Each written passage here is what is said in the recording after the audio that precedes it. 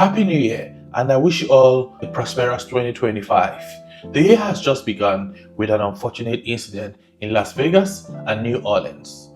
A terrorist attack left about 15 persons dead and dozens in the hospital, and a suspected bomb explosion in front of Trump's hotel in Las Vegas. These are all attacks from terrorist groups, and it's been established that these vehicles were all rented from a car hiring platform, Turo. As sad as these terrorist attacks are, we must always choose courage over fear. These are all signs and strategies of terrorist groups to instill fears in the minds of people and to establish their presence. But evil will never take the place of light. Sadly, an American veteran, I suspect is a black man, that would eventually join the terrorist group. A veteran whom was a property manager. Imagine the threat such a person could have been to properties they've been managing. And a whole lot needs to be investigated about this guy again.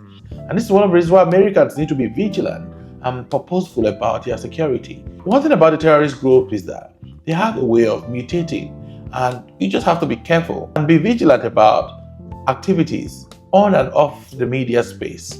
People try to write cryptic messages, leaving clues, and we need to go beyond what people write on the mayor's office. It's sad that innocent people who were only celebrating the new year would eventually be in the hospital and others are no more.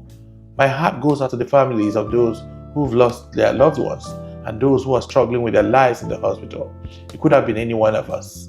And this means that our security is paramount, and it's also our responsibility to a large extent. And we owe it a duty to also call the attention of the authority to any sort of information or activities that really don't sit well with us.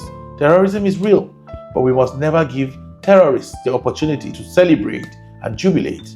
They are everywhere. They are everywhere. You never can eliminate every one of them in one day. But we owe it a duty to be vigilant, to say something when we see something, and we also need to be proactive.